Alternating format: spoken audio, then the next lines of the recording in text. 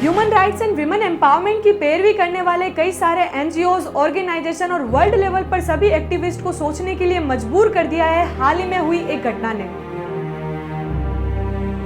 Reports of stun grenades, tear gas, and live ammunition targeting the protesters.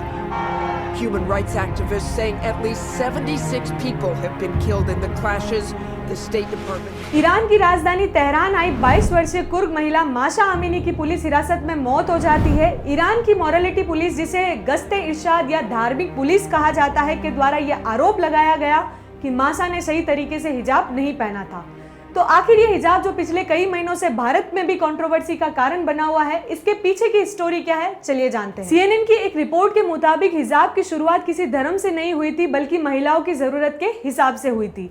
माना जाता है कि मेसोपोटामिया सभ्यता के लोगों द्वारा धूल और बारिश से बचने के लिए इसका इस्तेमाल किया गया था। इसी पर द फेमस ऑथर सिराजे ने अपनी बुक द वेल अनवेल्ड हिजाब इन वेस्टर्न कल्चर में लिखा है कि सऊदी अरब में वहां की जलवायु की वजह से इस्लाम धर्म के आने से पहले ही वहां की महिलाओं में सिर ढकने का चलन था। तो आखिर ये हिजाब इस्लाम धर्म का हिस्सा कैसे बना, कैसे माशा आमिनी, निदा आगा सुल्तान जैसी सैकड़ों महिलाओं को हिजाब वाले बंधन में बांध दिया गया। इस्लामिक देशों में दो तरह के मुस्लिम धर्म माने जाने वाले सिया और सुन्नी में से कट्टर सिया शरीयत को ज्यादा तवज्जो देते हैं। तो आखिर ये शरीयत है क्या, चलिए इसको समझते हैं। शरीयत के अनुसार मुस्लिम महिलाओं और पुरुषों के लिए कुछ नियम बनाए जाते हैं और वही नियम इस बुक में कानून का रूप ले लेते हैं, यानी शरीयत को हम इस्लामिक रूल बुक भी कह सकते हैं। इस्लामिक कंट्री ईरान में उठी इस छोटी सी हिंसा ने दशकों से दबी एक आग को फिर से हवा दे दी है। 1979 के पहले इस्लामिक कंट्री ईरान की यदि वर्तमान ईरान से तुलना की जाए तो एक मॉडर्न ईरान से वापस रूढ़िवादी ईरान बनने के पीछे एक बड़ी इंटरेस्टिंग जर्नी देखने को मिलती है। आज अपने राइट्स और ड्रेसिंग फ्रीडम के लिए सड़कों पर उतरी हजारों ईरानी महिलाओं का एक अलग वेस्टर्न इतिहास रहा है, जहां वेस्टर्न आउटफिट पहनकर वह अपने बेबाक जिंदगी जी रही थी। शिक्षा, कपड़े, खेलकूद से लेकर शादी और तलाक जैसे फैसलों पर उनको पूरी तरह से आजादी थी।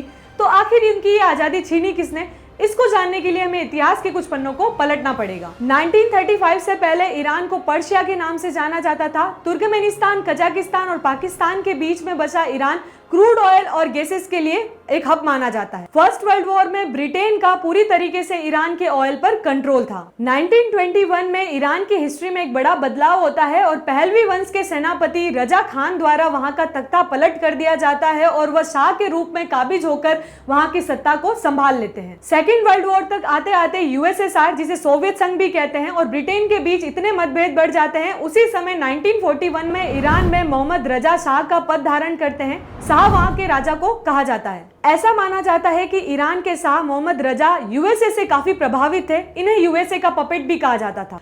उसी समय वहां के तत्कालीन प्रधानमंत्री मोसदेक द्वारा एक बड़ा फैसला लिया जाता है और सारे तेल का राष्ट्रीयकरण कर दिया जाता है, जिससे नाखुश ब्रिटेन की खुफिया एजेंसी M16 CIA के साथ मिलकर प्रधानमंत्री मोसदेक को ही पद से हटा देती है और सारी शक्तियां वापस शाह को लौटा दी जाती है। यूएसए के पपेट माने जाने वाले शाह यूएसए से काफी इन्फ्लुएंस थे, जिसके चलते उन्होंने यूएसए को काफी तेल का हिस्सा दिया, जिससे उनकी नजदीकियां बढ़ी और वेस्टर्न कल्चर का वहां पे प्रभाव बढ़ने लगा। लेकिन ईरान के कुछ उलेमाओं को ये बात रास नहीं आ रही थी, जिनमें प्रमुख आयतुल्ला खामियानी एक ऐसे शख्स थे जिनके पीछे हजारों की तादाद में ईरानी नागरिकों ने शाह का विरोध किया। लेकिन 1963 में खामियानी के बढ़ते प्रभाव को देखकर शाह द्वारा उनको अरेस्ट कर लिया जाता है और उनको इराक भेज दिया जाता है। ईरान की बढ़ती आर्थिक अस्थिरता, शाह का यूएसए की तरफ अधिक झुकाव होना, शाही परिवार को ज्यादा लाभ देना तथा गरीब लोगों तक तेल का फायदा ना पहुंचना, इन सभी कारणों की वजह से वहां के लोगों में और आक्रोश बढ़ता जा रहा था।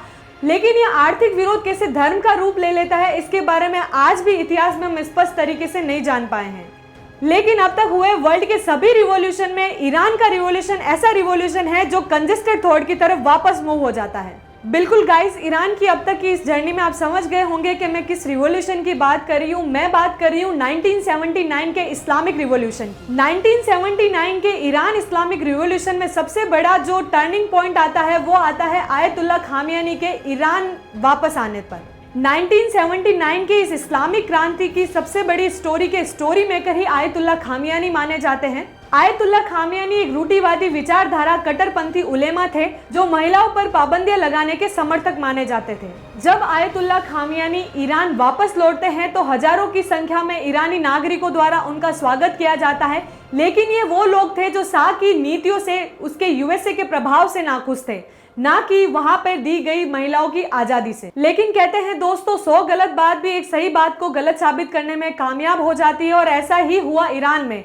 आयतुल्ला खामियानी द्वारा तख्ता पलट कर दिया जाता है, वहां की सरकार को गिरा दिया जाता है और एक नए प्रशासन प्रणाली और एक कट्टरवादी सोच के साथ तानाशाही शासन लागू कर दिया जाता है। वहां की प्रेसिडेंट, वहां की पार्लियामेंट और वहां के इलेक्शन कमीशन के ऊपर भी एक सुप्रीम लीडर को काबिज किया जाता है, और इस सुप्रीम लीडर की रक्षा के लिए एक रिवोल्यूशनरी गार्ड की स्थापना की जाती है। इस गार्ड का दायित्व होता है कि वो तख्ता पलट को रोके और सुप्रीम लीडर को वहां पे सुरक्षा प्रदान करे।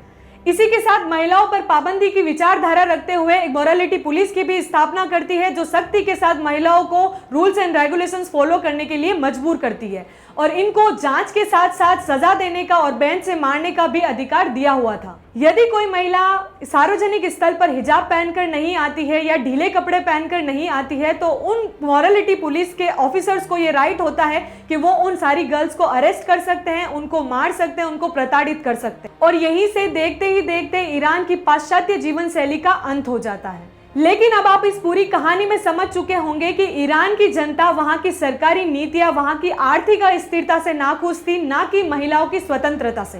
सिया विचारधारा की ये कट्टरपंथी सोच इतनी काबिज हो जाएगी, महिलाओं पर इतने रेस्ट्रिक्शंस लग जाएंगे, ये शायद वहां उस समय ईरान की जनता ने भी नहीं सोचा होगा। इसके बाद ईरान की अस्थिरता और बढ़ने लग जाती है और दौर आता है 1980 का।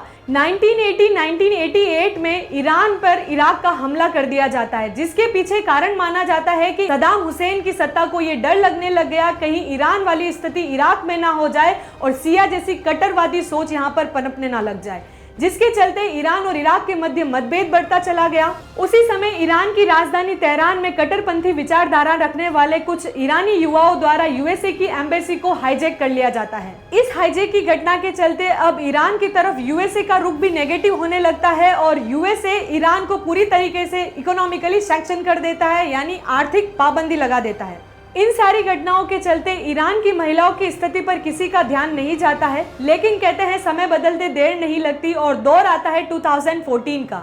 ईरान की महिलाओं ने बिना हिजाब वाली फोटोज और वीडियो शेयर कर अपनी आजादी का ऐलान किया और हिजाब के नियमों का खुलेआम विरोध किया, जिसके कारण कई महत्वपूर्ण महिला आंदोलनों को बढ़ावा मिला, जिसमें white Wednesday and stop stoning forever जैसे आंदोलन शामिल हैं। बात करें यदि हम 2014 से लेकर 2022 की, तो ईरान में अब थियोक्रेसी का प्रभाव कम देखने को मिल रहा है। थियोक्रेसी का मीन्स होता है ईश्वर द्वारा चुने हुए नुमाइंदों द्वारा शासन किया जाना, यानी हम कह सकते हैं कि ये एक रूढ़िवादी और कट्टरपंथी विचारधारा होती है, जिसमें कुछ रूढ़िवादी लोगों द्वारा नियम बना लिए जाते हैं और पूरे देश पर उसको लागू कर दिया जाता है। सो गाइस, आपने जाना कि कैसे एक स्टाइलिश कंट्री एक कंजेस्टेड थॉट में कन्वर्ट हो जाती है और इसी कंजेस्टेड थॉट के चलते कितनी इच्छाओं का दमन हो जाता है। ईरान में बढ़ रहा ये प्रदर्शन एक बड़े बदलाव की ओर रुख कर रहा है और हम ऐसी प्रे करेंगे कि ये बदलाव वहां की महिलाओं के फ्रीडम को प्रोटेक्ट करे। Thank you so much watching this video.